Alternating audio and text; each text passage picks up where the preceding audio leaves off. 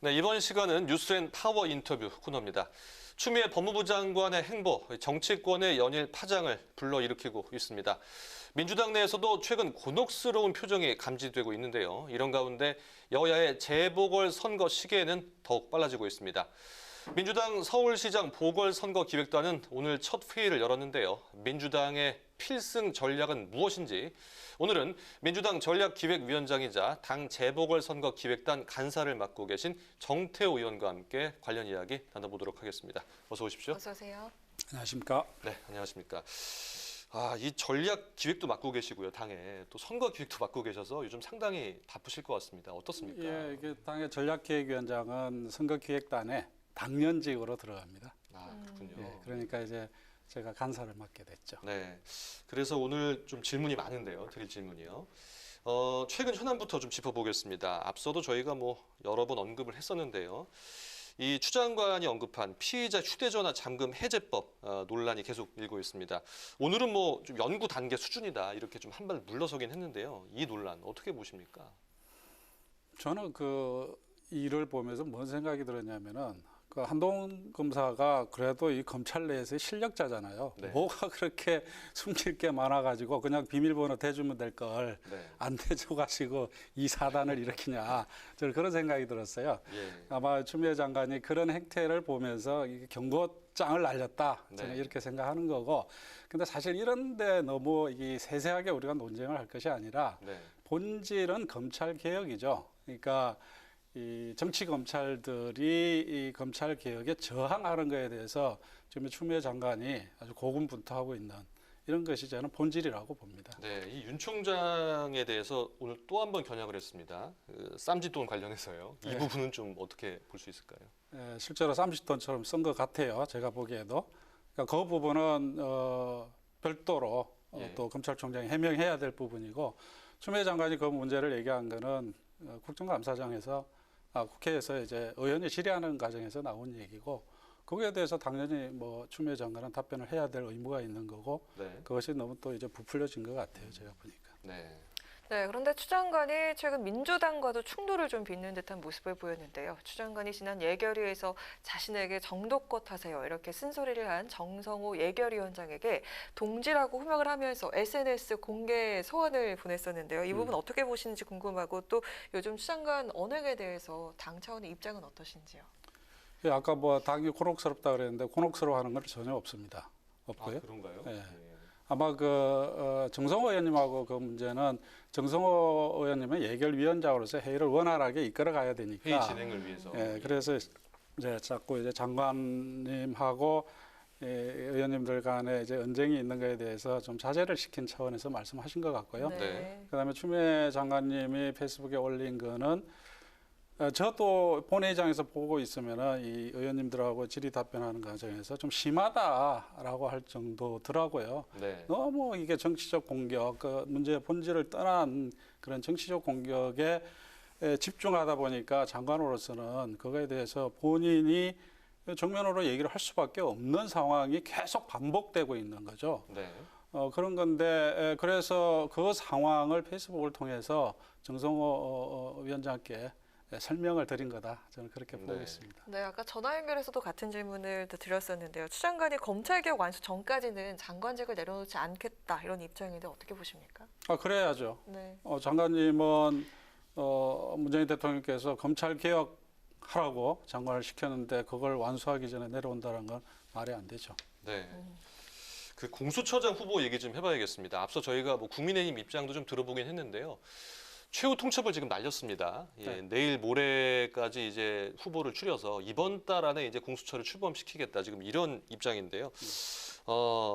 그렇다면 지금 혹시 야권이 이제 협조를 안 한다면 비토권을 무력화시키는 법 개정에 나설 계획이신지 실제로 그게 그렇게 될 확률이 어느 정도인지 그거는 좀 저희들이 궁금한데요. 일관되게 얘기를 했던 사안입니다. 네. 그러니까 이제 지금 법이 이미 시행된 지 이제 4개월째 접어든 상황이지 7월 않습니까? 달부터 했죠. 그 왜 이렇게 늦어졌습니까? 국민의힘이 계속 방해를 했기 때문에 여기까지 왔던 거고 저희 당에서는 국정감사 때까지 기다리겠다. 추천위 구성을 안 하면은 네. 법 개정에 들어가겠다고 얘기했던 거고 지금 또 이제 그 추천위가 구성돼 가지고 추천위원들이 이제 추천을 한 상황에서 정상적으로 이제 심의를 해 가지고 합당한 후보를 추천을 하면 되는 거거든요. 네. 근데 뭐 만약에 또 그거를 가지고 지금 예를 들면 이제 그 뭐 법원 행정처라든가 또 변협 이런 쪽에서는 특별한 어떤 정파적 이해관계를 가지고 추천한 건 아니잖아요. 네. 그런 상황에서도 만약에 이거를 방해한다 그러면은 당 입장에서는 여태까지 얘기한 것처럼 네. 결국은 법 개정을 통해서 대응을 할 수밖에 없는 거죠. 또 마냥 기다리면 이 해를 또 넘겨야 되는데 네. 이게 집권 여당으로서 또는 국회로서는 직무의 방기죠. 그런 관점에서 법을 개정해서라도 이 공수처를 빨리 구성하는 게 국민들에 대한 도리라고 저희들은 생각을 하고 있습니다. 네. 그러니까 변협이나 뭐 행정처장 쪽에서 지명한 후보들, 그 후보들까지 만약에 반대를 한다면 이제 법 개정에 나설 수밖에 없다. 지금 이런 그러니까 의견으로. 그쪽 분들이 추천한 거를 뭐 하라라는 취지의 말씀이 아니라 그것은 아니고요. 적어도 어느 정도 합리적으로 이 추천위원들이 구성이 돼 있고 거기서 또 추천 후보들을 추천을 한 상황에서 네. 그 전체를 무력화시키는 것 자체는 네. 이게 기본적으로 방해 행위다 이렇게 규정할 수밖에 없는 거죠. 그렇다면 좀 정치적 부담이나 이런 것들은 뭐 크지 않고 원칙대로 하시겠다. 지금 이런 입장이시군요. 네, 그 상황을 국민들께 소상하게 설명을 드리고 네. 저희 당이 그렇게 갈 수밖에 없다라는 것을 누차 말씀을 드려왔던 거잖아요. 이 국민의힘이 만약에 방해를 한다면 우리는 그렇게 갈 수밖에 없다. 그것이 국민들께 우리가 집권 여당으로서 책임을 다하는 길이다라는 말씀을 당 대표도 원내 대표도 또 저희 당의 여러 의원들이 그 말씀을 했던 거지 않습니까? 네. 네. 방금 전 연결에서도 언급이 나왔지만 공수장 임명에 대해서 국민의힘에서는 대통령 특별감찰 임명하라는 약속 있었다고 하는데 이에 대해서 입장이 어떻습니까? 그래서 저는 물타기라고 봅니다. 이거 방해하는 거에 대해서 물타기 하는 거라고 저는 보죠. 아, 그러시군요. 네. 네, 다음은 그 민주당의 그 재보선 관련해서 어떤 입장이신지 좀 여쭤보겠습니다. 지금 의원님께서 앞서도 제가 말씀드렸지만 재보선 기획단 간사이십니다. 또 당 선거기획단 경선 준비에 지금 시동을 걸었을 텐데요. 뭐 서울과 부산시장 하마평은 지금 많이 나오고 있습니다. 그런데 좀 기존에 알려진 인물들 외에 이번 뉴스엔에서 좀 물망에 오른 좀 새로운 인물 혹시 누가 있는지 좀 밝혀주실 분이 있으십니까? 그거는 있어도 얘기가 어렵겠죠.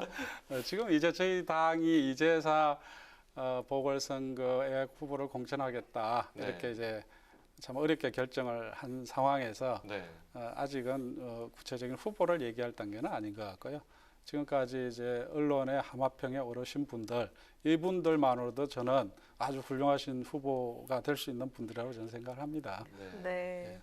또 민주당이 재보선 선거 무공천 원칙을 뒤집어서 또 한창 논란이었잖아요. 선출직 중도 사태 때는 공천 분리 규정 또한 또 뒤집은 것으로 또 알려졌는데요. 문 대통령이 당대표 시절 만든 혁신안을 또 뒤집으면서 일각에서 비판이 나오고 있는데 네, 어떻게 보시는가요?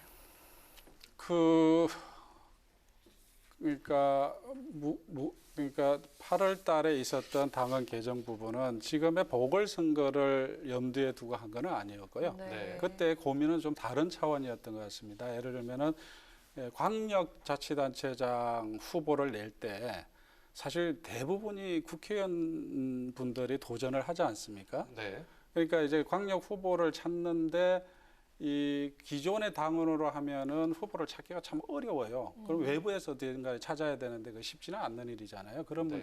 문제가 있어서 미리 이제 정리를 했다라고 저는 알고 있는 거고요. 이번에 보궐선거와 관계없이 아, 네. 네. 그런 기존의 그 어려움들을 이제 해소하는 차원에서 했던 거고 이번에 저희들이 이제 후보를 내기로 한 그 결정, 당헌 개정은 여튼 그 저희 당으로 인해서 보궐선거가 이루어지는 상황이고 또 당헌까지 개정했기 때문에 당 대표께서 국민들께 사과 말씀을 드렸죠.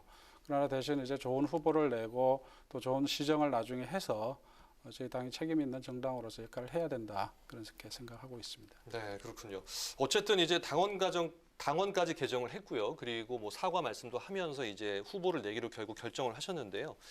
좀 어떤 부분에 좀 중점을 둘지 아무래도 도덕성 부분 좀 많이 이번에 고민을 하실 것 같은데요. 예, 그렇습니다. 전략이 어떻습니까? 제일 중요한 게 후보죠. 근데 후보인데 저희들이 뭐 여론조사를 보더라도 시민들, 국민들께서는 후보의 능력에 더 초점을 두는 것 같습니다. 네. 그러니까 서울시 같은 경우는 지금 우리가 코로나를 겪으면서 대한민국이라는 그 국격이 전 세계에서 이게 확 높아졌잖아요. 네. 이 기회에 서울시는 그야말로 미국의 뉴욕과 같은 세계를 대표하는 그런 이제 도시로 성장할 수 있는 기회를 가진 거고요. 네. 또 부산 같은 경우는 이게 지역 경제가 되게 어렵지 않습니까? 예. 이런 기회를 통해서 또 그야말로 부산 경제의 르네상스를 다시 만들어야 되는 이런 과제를 안고 있잖아요. 네. 이런 시점에서 제일 중요한 거는 후보의 차질 능력이라고 저희들이 보는데 아무래도 이번에 보궐선거가 있게 된 과정 자체가 결국 이제 도덕성 문제가 연결돼 있기 때문에 저희들이 후보 검증위원회를 잘 구성해서 국민들이 보기에 부족함이 없는 도덕적으로도 부족함이 없는 후보를 내려고 준비를 하고 있습니다. 네. 도덕성과 경제성을 다 이제 네. 보시겠군요. 네, 그리고 최근 정치권에 관심이 쏠리고 있는 모임이 있죠. 바로 친문계가 대거 참여하는 메머드급 싱크탱크 민주주의 4.0 연구원 다음 주 발족을 하는데요. 의원께서도 출범에 크게 기여를 하셨다고 들었는데요. 의미는 무엇인지 그리고 목표도 궁금합니다. 네, 아직 출범은 안 했고요. 네, 다음 22일 날 주, 네. 출범을 합니다. 네. 네. 출범하면서 이제 토론회도 하게 되는데 그 의원들의 고민들이 개개인들이 많이 가지고 있어요. 무슨 고민이냐면은 지금 그야말로 코로나 이후에 신문명의 시대가 다가오는데 네. 과연 기존의 우리들이 가지고 있는 사고 또는 정책, 뭐 가치 이런 것들을 가지고 미래 시대를 우리가 준비할 수 있느냐 그 고민들을 각자가 되게 많이 합니다. 네. 민주주의 위기라는 것도 있을 수 있고 또 경제도 전 세계적인 어떤 미중 간의 갈등부터 해서 또 국내적으로 보면 산업의 변화도 급격하게 이루어지고 네. 이런 것들이 너무나 또 노동의 새로운 노동의 현상도 있는 거고 그래서 이런 것들 이런 현상들을 우리가 미래에 잘 국가적인 또 선도 국가로 우리가 가기 위해서는 새로운 관점의 뭔가 고민들이 필요하다. 그래서 이제 그러면 개인 혼자 이 문제를 해결할 수 있느냐? 아니다. 뭔가 좀 체계적이고 시스템을 가지고 한번 준비를 해보자. 그래서 연구 단체를 만든 거죠. 근데 기존에 이제 국회에 여러 가지 포럼이 있습니다만은 그런 그 포럼의 경우에는 되게 좀 안정성이 좀 떨어지기 때문에 네. 사단법인으로 해서 만들자. 근데 사단법인을 하려니까 50명 이상의 회원이 있어야 돼요. 그래서 50명 이상의 회원을 있어야 되니까 그게 네. 마치 네. 아주 뭐 대규모의 연구원처럼 이렇게 네. 알려지게 된 거죠. 근데 그런 취지는 아니고 아하. 사단법인을 하다 보니까 이제 회원 50명이 있어야 되는 거고 물론 국회의원이 다수지만은 민간 전문가들도 회원으로 들어오게 돼 있고 네. 되게 개방적으로 돼 있습니다. 네. 그런데요, 이 민주주의 4.0 연구원, 이 친문계 인사들이 대거 참여했다. 지금 그렇기 때문에 제2의 부엉이 모임이다. 지금 이런 또 얘기가 일각에서 지금 나오고는 있거든요. 예, 저희들이 뭐 질문을 처음에 드려야 준비할 될것 때도 그 같은데. 걱정을 했어요. 네. 야, 이거 뭐 또 우리가 모이면은 또 제2부엉이 모임 뭐 또 친문들이 뭐 대선에 뭔가 후보를 자기들 마음대로 하려고 하는 거 아니냐 이런 오해가 있을 수 있겠다라는 생각을 했는데 실제로 면면을 보면은 일부 이제 옛날에 노무현 대통령님을 모셨거나 이제 문재인 정부에서 근무했던 사람들이 있지만 네. 전체 명단을 보면은 그렇지 않다라는 걸 알게 되실 겁니다. 그래서 그렇군요. 상당히 개방적이고 다양한 분들이 참여하고 있다. 이렇게 네. 제가 말씀드릴 수 있죠. 친문 얘기 때문에 제가 한번 질문을 드리고 싶은데요. 그 김경수 경남지사가 이번에 1심에서 이어서 2심에서 실형 선고가 나왔습니다. 그래서 친문계 좀 대권 구상에 차질이 생긴 것 아니냐 좀 이런 또 목소리가 들리더라고요. 이건 어떻게 보십니까? 차질이 생겼죠. 네. 근데 그게 친문계의 차질이 아니고 예. 김경수 지사야말로 충분히 이제 대선 후보가 될 만한 그 능력과 그런 인품을 가지고 계신 분인데 네. 이번에 그 무죄 판결을 못 받는 바람에 그런 기회를 못 가진 게 참 안타깝죠. 근데 그게 친문이 다 그렇게 생각하는 게 아니라 네. 아마 우리 민주당을 지지하는 많은 분들이 안타깝게 생각하실 거예요. 네. 김경수 같은 분이 나오면은 그야말로 우리 당의 다양한 후보님들이 경쟁하면서 국민들이 우리 당만 쳐다볼 거 아닙니까? 저쪽에는 국민의힘 쪽에서는 지금 본인들이 후보가 변변치 않아서 네. 윤석열 사무총장이 떠날 판인데, 아니 검찰총장이 떠날 네. 판인데 우리 당은 우리 후보로서 국민들의 시선을 잡을 수 있다면은 그만큼 좋은 후보는 없죠. 네. 네, 또 의원께서는 K-뉴딜위원회 정책기획단장으로도 활동을 하고 계신데 한국판 뉴딜 관련 10대 분야 법안을 연내 정기국회에서 통과시킬 방침이다 이렇게 말씀을 하신 바가 있는데요. 예. 이제 논의 상황 어떻습니까? 그렇습니다. 지금 이 한국판 뉴딜의 핵심은 이제 디지털 뉴딜과 그린 뉴딜인데 이게 다 법 제도 개혁과 연관되어 있습니다. 이게 대한민국의 미래 비전이면서 대한민국이 선도 국가로 나아갈 수 있는 가장 어떤 장기 비전이고 또 당장 이 코로나 경제 위기를 극복할 수 있는 해결책이기도 하고 그런데 네. 이게 되려면 이게 법 제도적인 개혁도 함께 가야 됩니다. 그런데 이제 그래서 이 10대 분야 31개 법률을 저희들이 준비를 하고 있고요. 네. 지금 현재 발의되어 있는 건 한 15개 정도 되고요.